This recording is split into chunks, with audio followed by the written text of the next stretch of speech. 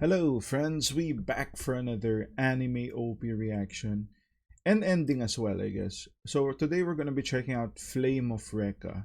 So another one of those 90s old school animes, along with the Yu Yu Hakusho's of the world. Um, when I was looking into this, I was surprised it only had one OP and two endings. So I guess the show is fairly short, right? Fairly short. I mean, I think Yu Yu Hakusho was fairly short too, but it did have like a lot of OP variants, a lot of endings. Like I think there was like four or five. So just two is very surprising. I think during that time you would compare it to the shows like, Samurai X, which also had a bunch of OPs and endings. So that being said, without further ado, let's check it out.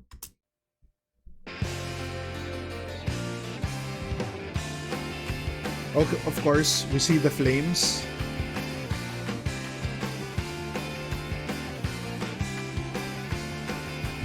The intro is tasty. It's kind of catchy.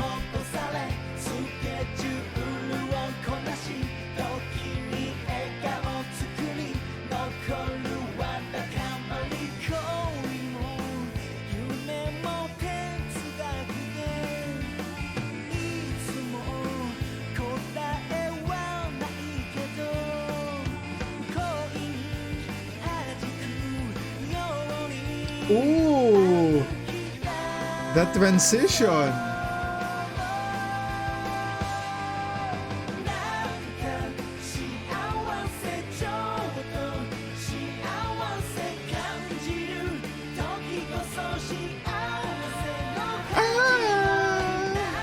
love that.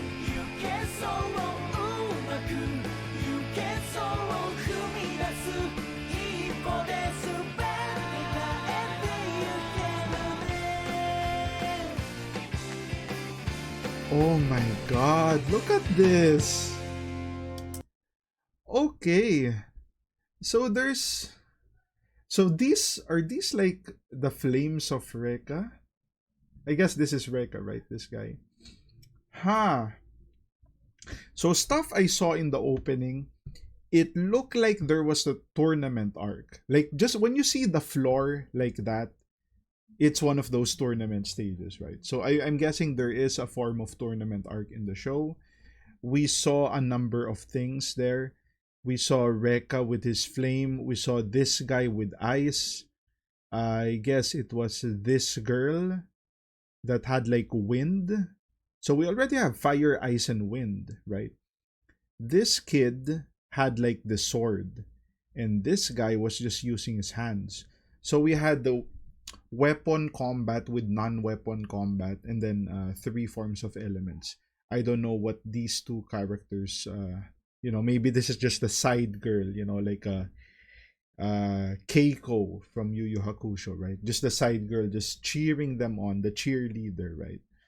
It's it reminds me of, remember when I told you about how Gintama has like the typical schoolgirl, um, or was it Gintama or was it Inuyasha? Inuyasha had that too. There was like a schoolgirl that was following them around, but apparently in Inuyasha, I think the schoolgirl actually does shit. I don't know if in the show they do. Opening visuals really good, really good, especially for its time. It showed you a lot, but it showed you a lot to get excited for, right? When you see the elements, you're like, yeah, I want to see more of that. I want to see more of that. The plot of the show, it doesn't really say, right? Like we saw, I think he was fighting another fire user that had like purple flames or something like that. So I guess that's the big bad, but there's still a lot of question marks of what's, how do we get there, right? Song very catchy, very catchy. The dan dan da dan da dan dan dan dan dan da dan. It was really catchy, and I'm not sure if I'm and if I was like doing the tone exactly the way it was, but it was really catchy. good syllables for the song too. Overall, overall it's up there, right? It is up there. It is up there with um My Hero Academia, right? That day has come. It's up there with the Smile Bomb Yu Yu Hakusho, right? It's up there, guys. And it's up there not just as a song but as an opening as well. I would even say visuals. It had better visuals than Yu Yu Hakusho, better visuals than Dragon Ball. For its time, it may have had the best visuals of all, like during the 90s. Of course, there might be something I'm not familiar with, but for the ones I've seen, this had the best visuals. Okay, let's check out the ending.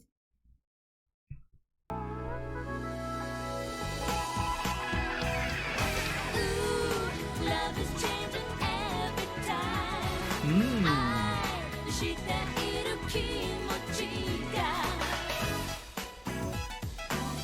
Ooh, some jazz.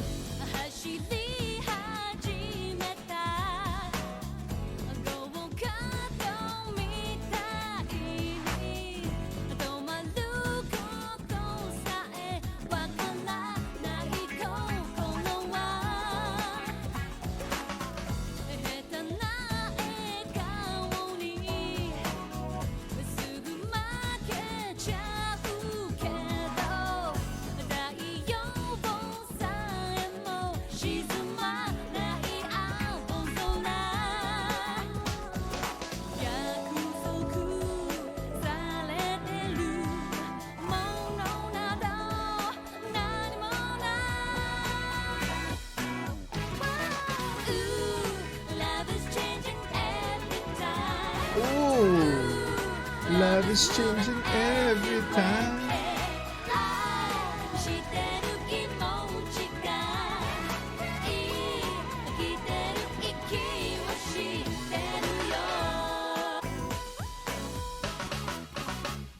Ending one.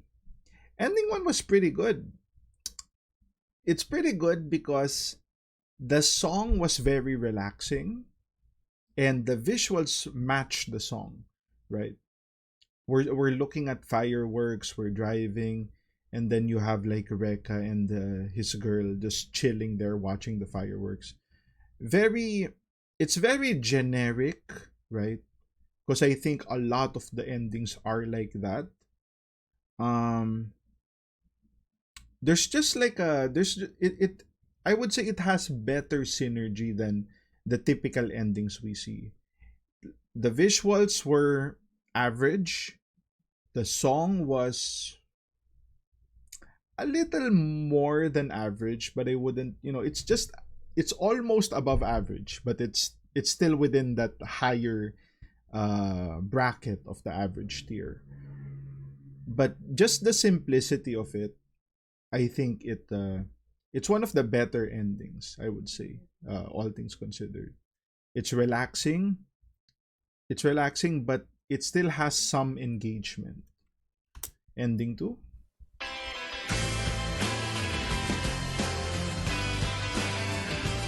Oh man, we're getting some scenes here.